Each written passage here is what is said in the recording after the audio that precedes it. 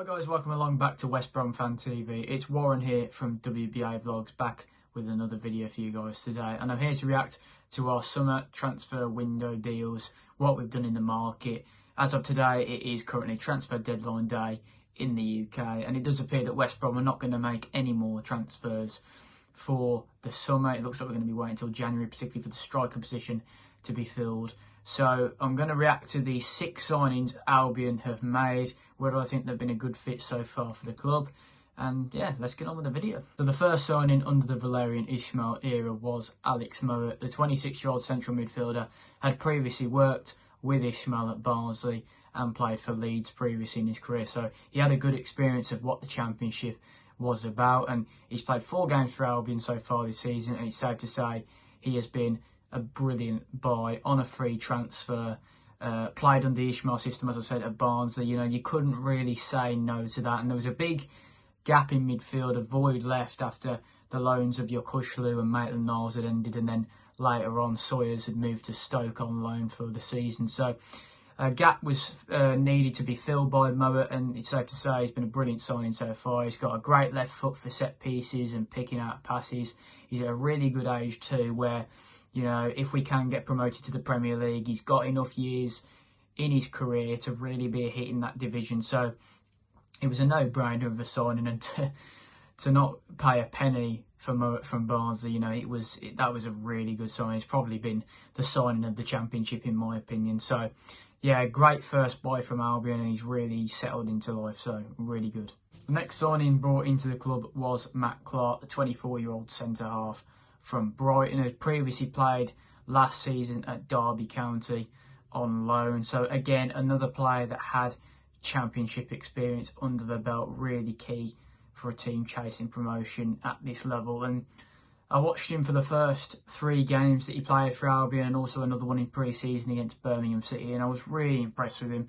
You know, a no-nonsense centre-half, clears everything, gets his head on everything, and he really slotted into the side well in that 3-back. He was the only left-footed centre-half we had at the club when we brought him, and it was really pivotal in that 3-back that we had someone that was naturally left-footed on that left side of defence to flow attacks better, playing out from the back when we did. And Matt Clark, you know, we've really utilised long throws so far this season, and every time, particularly against Sheffield United, they really struggled to deal with Matt Clark getting his head on the ball from the long throws, particularly from furlong. And unfortunately, he did pick up a hamstring issue against Blackburn that's ruled him out for 5 to 6 weeks. It's a big blow, because I really thought he was holding the defence together, and particularly against Luton. I know when he went off against Luton, we started to capitulate. I know that injury break didn't help us, but we sort of lost our, you know, mobility in defence with Clark not being there, and we were panicking. So I think he is going to be a good signing when he comes back from injury. It's just how many games he's going to play. I hope he's not too injury prone. But yeah, I think that was another top class signing. He slotted in well, and hopefully he can come back from his injury soon. So the next signing in at the club was Adam Reach on a free transfer, and he again, like the other 2 players, have had a wealth of experience in the Championship, particularly at Sheffield Wednesday. And I thought, you know, on a free transfer, it wasn't a bad move. He was only going to be deputising Connor Townsend at left back. We needed it for squad depth, and he has made 2 appearances so far this season, one in the Carabao Cup against Arsenal, which the less we say about the better. It was just a generally poor night with a poor team out there. So, but he came on against Peterborough for the ill Carl Bartley, had to play left back with Connor Townsend coming in at left centre back. So, and I thought Reach did well. I thought he linked the play well, nicely with Townsend. He got involved with a few passes with Grant and put a couple of decent crosses over. And I thought, you know, that's the quality we can have from Reach. I really thought he grew into that second half against Peterborough, and that's the sort of player he's going to be for us this season. He's going to be someone that's going to come in for maybe a half or 20 minutes, half an hour, however long it may be, and he'll do a job. And I think, you know, it's another good signing on a free. Don't think his wages are going to be too high, and yeah, another sensible signing by the club. The 4th signing in at the club was Jordan Hugo on a season-long loan from Norwich. Yet again, a man that has experience at the Championship level with the likes of Preston and his current club, Norwich. And he didn't have a lot of game time at Norwich last season when they got promoted back to the Premier League, but he still got a few goals chipped in there And I think that if you can play him in the right system, he will be a good player for you. It's just a case of keeping him fit. And we saw him against Peterborough with a little role coming in up front, and he did change the game. I thought we finally had an outlet for someone to give the ball to. We started getting the crosses into him. He got his head on a few balls and really came close to scoring, with Christy Pym making a brilliant save for Peterborough to deny him. So I think he did give us a bit more of a dimension up front, a bit more of a target man, someone we can look at and put the ball to. And I think, you know, with game time, he obviously knows a few of the lads well at the club already. He played with Callum Robinson at Preston. I think he can be a decent signing. I think he's just going to be that man that can get us out of the league, chip in with a few goals like he did with Norwich, and hopefully get us back to the Premier League. So again, I think it's another sensible signing, someone who has experience at this level, someone that knows the league inside out, and hopefully he can score a few goals and help us get promoted. So the fifth signing was Jason Maloney, 22-year-old central midfielder from Brighton, on loan with a view to a permanent deal. And he's already had some good championship experience over the last 2 seasons, played with Preston and shone for Millwall a couple of seasons ago. And I think, again, it's a really good buy, someone that's got the experience, and he's only very young. He's 22 years old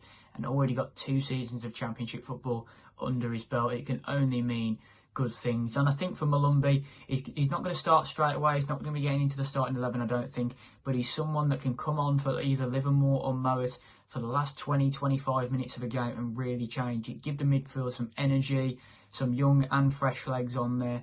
And yeah, I think he'll be a very good squad player. And who knows, maybe he could break into the first team come the end of the season. So again, I think it's a great signing. If Brighton don't want him, then yeah, we've done well to pick him up, and hopefully he can shine for the club. And the final signing we made was Queben Moraes Castro. Now, he is a guy that when he joined the club was very ambitious, wanted to break into the West Brom first team straight away and use the club as a stepping stone to get to the top of football. Certainly someone who sees himself going to the very top. And, you know, there's nothing wrong with that. I admired the confidence. He hasn't started the season in the first team like I expected. He did feature in a few pre-season games where the fans seemed to be impressed with him.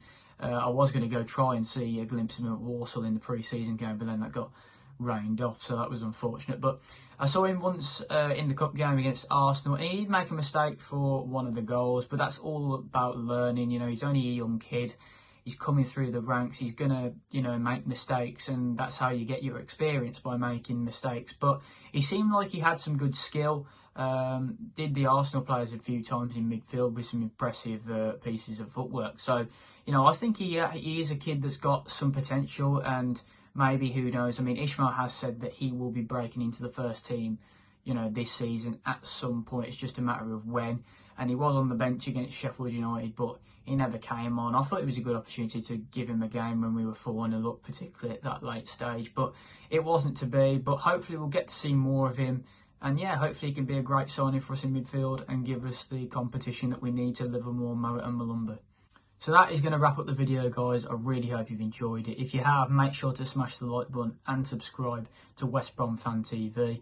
If you could subscribe to my channel as well, WBA Vlogs, it will be somewhere in the description. It'd be greatly appreciated if you could support the channel. Once again, thanks to Connor for having me on the channel, and hopefully I can be back on here with more content very soon. Cheers, guys.